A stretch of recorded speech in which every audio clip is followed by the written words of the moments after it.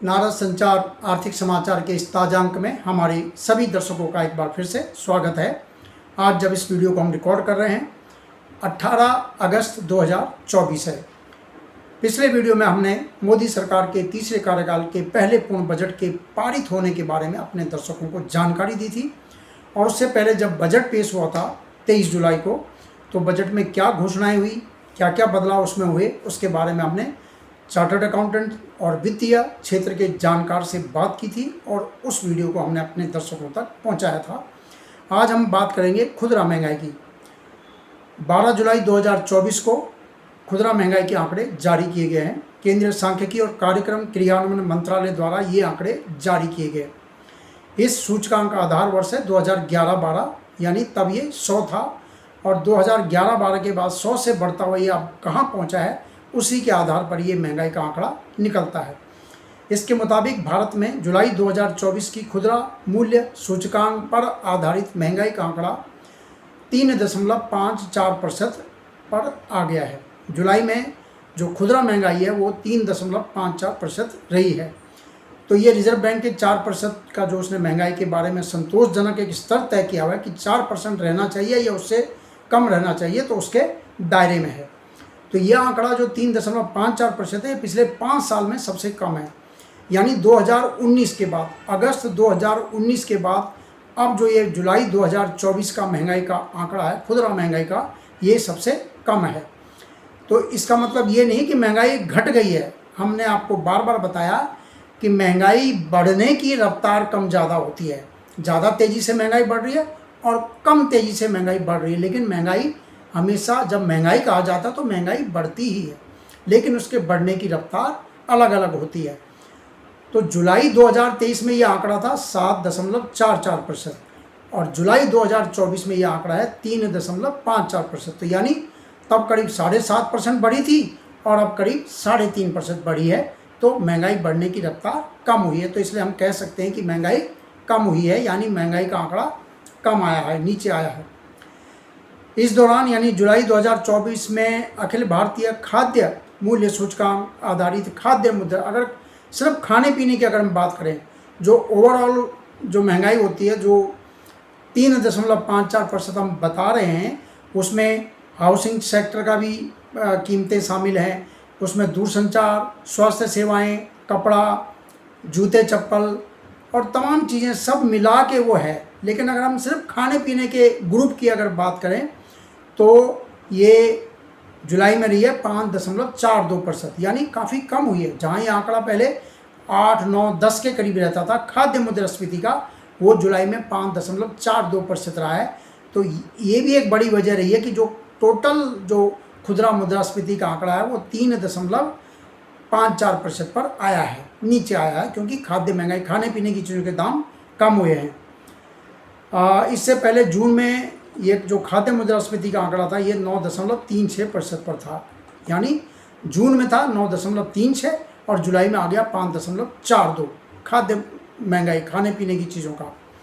एक साल पहले जुलाई की अगर बात करें तो जो ओवरऑल खुदरा महंगाई थी वो थी 7.44% और खाद्य महंगाई उस समय थी 11.51%। तो आप समझ सकते हैं कि खाद्य ग्रुप की जो महंगाई जुलाई 2023 में वो थी 11.51 और ओवरऑल जो महंगाई थी वो थी 7.44। और अब जुलाई 2024 में खाद्य महंगाई है 5.42% और ओवरऑल है 3.54%। तो ये एक बड़ी वजह है इसमें कि जो ओवरऑल मुद्रास्फीति कम हुई है। कुछ विशेषज्ञों का ये कहना है कि जुलाई में जो गिरावट हमें दिख रही है खुदरा महंगाई के आंकड़े में, ये पिछले साल का जो उसका तुलनात्मक स्तर है, यानी जिससे उसकी तुलना की जा रही है, वो काफ़ी ऊंचा रहा है, यानी बेस, उसका आधार ऊंचा रहा है। तो ये स्वाभाविक सी बात है कि जब हम कह रहे हैं कि पिछले साल महंगाई का आंकड़ा जुलाई 2023 में 7.44% था, तो वो काफ़ी बड़ा था। यानी जुलाई 2022 के मुकाबले जो जुलाई 2023 में 7.44% बढ़ गया था, ऊंचा। और उसके बाद मान लो सरकार ने थोड़ा कंट्रोल भी किया चीज़ों को थामने का, महंगाई बढ़ने की रफ्तार की, तो ये वृद्धि है ये थोड़ी कम रही। तो इससे जो तुलनात्मक, जिससे तुलना की वो पहले ही ऊंचा था और अब कम ऊंचाई हुई है, तो वो महंगाई का आंकड़ा नीचे आ गया है। और वो ये भी कह रहे हैं कि अब अगर महंगाई का आंकड़ा जुलाई के बाद अगस्त सितंबर अक्टूबर में इसी लेवल पर रहता है, यानी 4% या उससे कम रहता है, उसके आसपास रहता है, तो रिजर्व बैंक रेपो दर में कटौती कर सकता है। रेपो दर का सीधा सीधा ताल्लुक महंगाई से है। रेपो दर जितनी ज़्यादा होगी तो उतनी महंगाई को कंट्रोल में करने के लिए वो कदम उठाया जाता है। यानी महंगाई भी ज़्यादा होगी तभी रेपो दर ज़्यादा होती है। यानी कर्ज महंगा होगा, कर्ज महंगा होगा तो चीज़ें डिमांड कम होगी, डिमांड कम होगी तो महंगाई पर भी अंकुश लगता है। तो इस समय जो रेपो रेट है वो 6.50% पर है, जो कि कभी 4% पे थी और इस समय 6.5% है। यानी रिजर्व बैंक ने महंगाई पर अंकुश के लिए लगातार रेपो दर को ऊंचा रखा हुआ है। जुलाई 2023 के मुकाबले जुलाई 2024 की यदि बात की जाए तो अनाज और उसके उत्पादों में जो मुद्रास्फीति है वो 8.14% रही है। दूध और उसके उत्पादों में 2.99% बढ़ी है जुलाई 2023 के मुकाबले जुलाई 2024 की हम बात कर रहे हैं। सब्जियों के दाम इस दौरान 6.83%। देखिए, सब्जियों की हम हमेशा चर्चा करते रहे, सब्जी, अनाज दाल मतलब दाल दलहन और मसाले, इन चीज़ों के दाम हमेशा हमने कहा कि ज़्यादा तेज़ी से बढ़ते हैं, लेकिन इस बार सब्जियों के दाम जुलाई 6.83% बढ़े हैं, जबकि दाल दलहन में ये अभी भी 14.77% पर है। यानी दाल दलहन के दाम कुछ ज़्यादा तेज हैं। चीनी और कन्फेक्शनरी 5.22 और मसाले, देखिए यहाँ मसाले इस बार सिर्फ 1.43%, वो भी गिरावट आई है, मसालों के दाम में गिरावट आई है। पिछले जुलाई 2023 के मुकाबले जुलाई 2023-24 में मसालों के दाम 1.4, मसाला जो ग्रुप है पूरा उसके दाम में 1.43% की गिरावट आई है। तो ये भी एक बड़ी वजह है कि महंगाई पर अंकुश लगा है। तेल और वसा में 1.17% की गिरावट आई है। तो कुल मिलाकर खाद्य और पेय पदार्थों का जो ग्रुप है उसकी महंगाई 5.06% रही है। वहीं पान तंबाकू में 3.02%, कपड़ा फुटवियर में 2.67% और आवासीय क्षेत्र में 2.68% रही। ईंधन और प्रकाश समूह की अगर बात करें तो वहाँ पे महंगाई में 5.48% की गिरावट आई है। नेगेटिव हुआ है, सस्ता हुआ है। मतलब जुलाई 2023 में जो ईंधन था और जो बिजली के रेट थे वो कितने थे और इस बार कितने हैं, उसके मुकाबले उसमें गिरावट आई है। तो ये एक बड़ी वजह है कि खाद्य जो खुदरा मूल्य सूचकांक पर आधारित महंगाई का आंकड़ा है वो पहले के मुकाबले कम हुआ है। अगर हम राज्यों के हिसाब से बात करें कि किस राज्य में, कि राज्य के आधार पर भी इसकी गणना होती है। राज्य की अगर बात करें तो असम में जुलाई टू जुलाई महंगाई का आंकड़ा 5.1%, बिहार में 5.87%, हरियाणा में 4.52%, छत्तीसगढ़ में 2.16%, दिल्ली में 2.06%, झारखंड में 1.72% और केरल में 4.51%, हिमाचल प्रदेश में 2.84%, उड़ीसा में 4.83%, राजस्थान में 2.53%, उत्तर प्रदेश में 4.57% और उत्तराखंड में 2.81% ये रहा है। और इसके बेस पे जो अखिल भारतीय खुदरा मुद्रास्फीति का आंकड़ा है वो है 3.54%।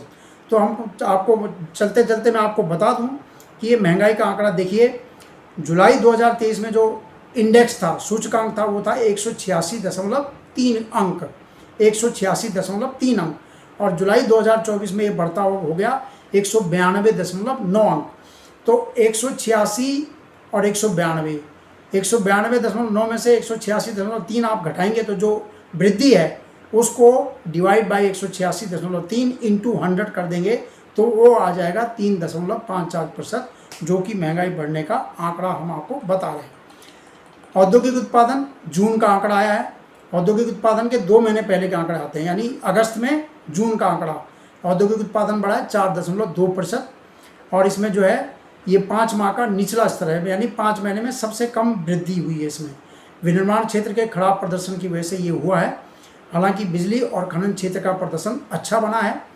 एक साल पहले जून में ये 4% था और मई में 6.2%, अप्रैल में 5%, मार्च में 5.5% और फरवरी में 5.6%। कुल मिलाकर इस साल अप्रैल से जून की अवधि का अगर 3 महीने का हम निकालेंगे तो ये वृद्धि रही है 5.2% औद्योगिक उत्पादन सूचकांक, यानी औद्योगिक उत्पादन भी 3 महीने में अगर उसका वो किया जाए तो एक साल पहले के 3 महीने के मुकाबले अच्छा रहा है। थोक महंगाई की बात करें, जुलाई में 3 माह के निचले स्तर 2.04 पर। थोक महंगाई में भी थोड़ी धीमापन आया है, यानी बढ़ी है लेकिन 2.4% बढ़ी है, कम बढ़ी है। खाद्य पदार्थ खासकर सब्जियों के दाम में गिरावट रही, ये प्रमुख वजह रही है इसकी। जून में ये 3.36 थी और जुलाई में थोड़ी कम होकर 2.04 पे आ गई। एक साल पहले जुलाई में 1.23 थी, उसके मुकाबले ज़्यादा है। वहीं जुलाई में थोक खाद्य मुद्रास्फीति 3.45%, जून में थी ये 10.87%। तो यानी थोक महंगाई की बात करें, खुदरा महंगाई की बात करें, दोनों जगह वृद्धि का क्रम है, लेकिन दोनों जगह पहले के मुकाबले इनमें कमी आई है, बढ़ने की जो रफ्तार है वो कम हुई है। तो महंगाई के मोर्चे पर ये सभी के लिए, सरकार के लिए, रिजर्व बैंक के लिए और आम जनता के लिए भी ये अच्छी खबर है कि महंगाई बढ़ने की रफ्तार जो है वो धीमी हुई है, कम हुई है और रिजर्व बैंक के जो 4% का संतोषजनक स्तर है उसके दायरे में है। तो हम अपनी वाणी को विराम देते हैं। हमारे वीडियो को लाइक कीजिए, शेयर कीजिए और आपका कोई भी कमेंट होता तो ज़रूर आप उसमें लिखिए। नमस्कार।